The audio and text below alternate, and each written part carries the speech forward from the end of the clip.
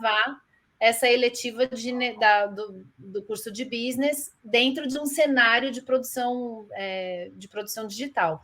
Então, a gente criou um estúdio digital dentro da engine de games. O estúdio ficou bárbaro, ficou muito com a cara da Full Sail, assim. A gente pegou um prédio da Full Sail e a gente reconstruiu digitalmente.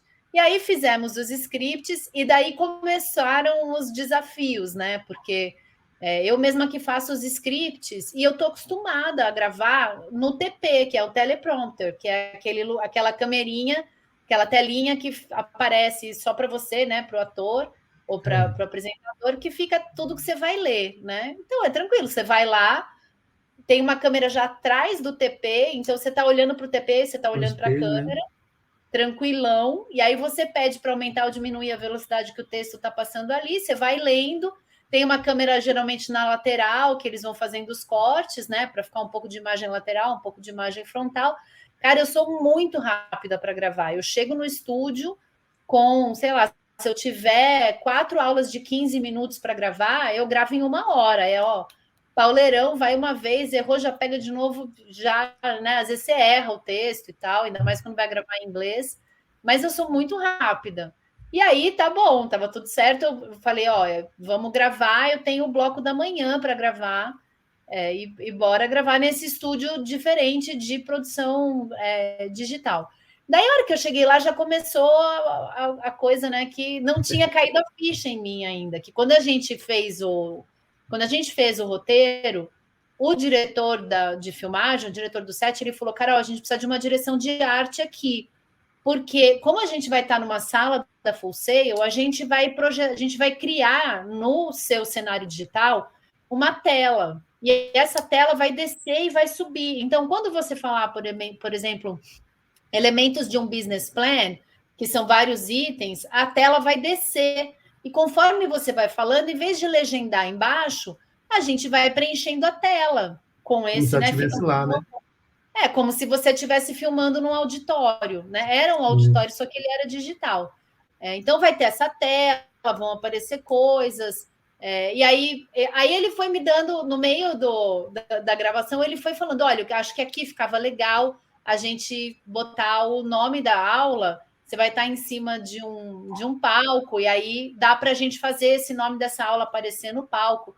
Só que, cara, você está num estúdio verde ali, chão verde, parede verde, e tudo isso você tem que imaginar, combinar antes da cena, né? E aí você não pode falar, e o telão desce aqui na sua frente e você nem olha para o telão, tem que ter uma certa interação. Parecer, né, que ele está lá, né? Senão, porque a beleza desse estúdio digital é que você cria um estúdio muito, muito real, né? Apesar dele ser digital. Mas se você fica alheio ao estúdio, se você não interage com o estúdio, daí não tem sentido. Esse estúdio fica uma coisa estranha, né? Tipo, eu tô falando com você e sei lá, tem uma mesa entre a gente e em nenhum momento a gente encosta nessa mesa. Para que tem essa mesa, então? Fica falso, então, né? Essas interações, né? Fica falso.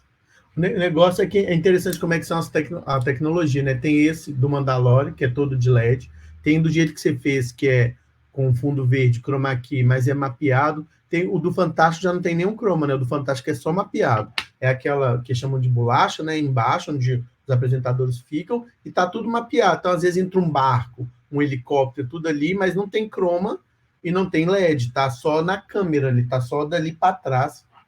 Tudo, e também é tudo ao vivo, na hora que está gravando, etc. Então, são várias maneiras de fazer isso hoje em dia, e cada vez a tecnologia melhorando mais ainda, né? Não, e é incrível a gente, quando assiste, né? Tem algumas coisas que a gente percebe, né? Quando no Fantástico mesmo, quando eles estão entrevistando alguém e aparece o holograma dessa pessoa lá, você sabe que a pessoa não está ali fisicamente. Mas tem algumas situações que, se não falar que a pessoa não está ali fisicamente, se a atuação ali for boa, você não necessariamente percebe, né? Mas aí está o desafio, né, Ramon? Tanto de quem vai criar o setting lá, preparar tudo, como de quem vai estar lá atuando. E na minha cabeça eu ia chegar, ia ter meu TPzinho lá, eu ia ler meu TP plena, e depois eles iam editar tudo isso, essa mágica ia acontecer uma hora que eu não estivesse lá. E foi um maior perrengue, né? Porque essa interação tinha que ser feita lá.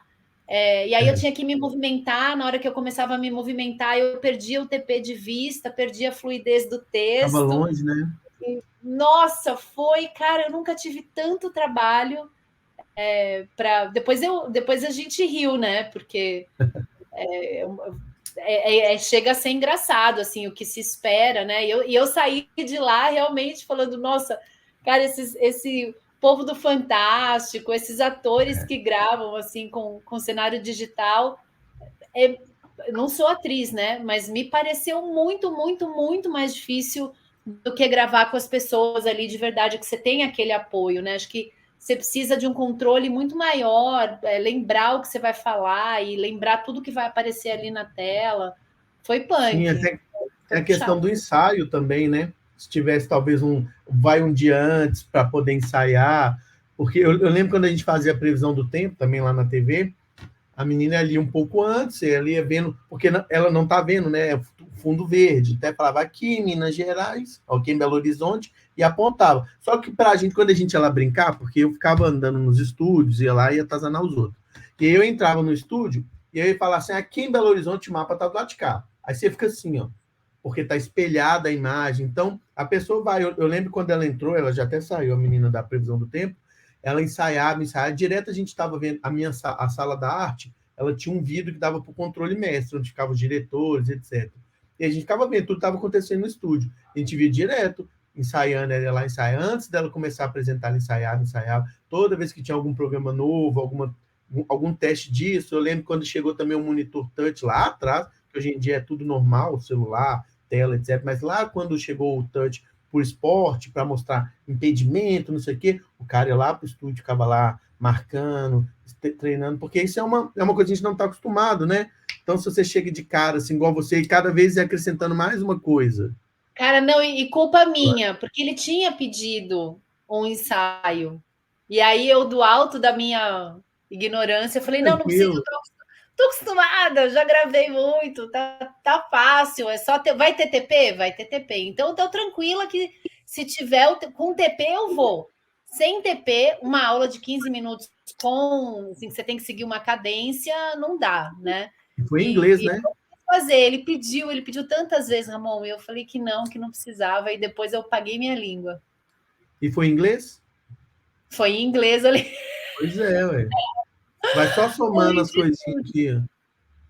Porque mesmo assim, fazer isso em português já é desafiador, né? Fazer em inglês, tudo bem, que a gente fala inglês, você estudou lá, você sabe o que é, você fala inglês o dia inteiro, né? Mas na hora que você está ativando outras áreas do cérebro, pensando em outras coisas que você tem que fazer, daí dá um tiltzinho, assim. E você quer fazer numa pronúncia bacana, né? Você quer fazer com uma fluidez.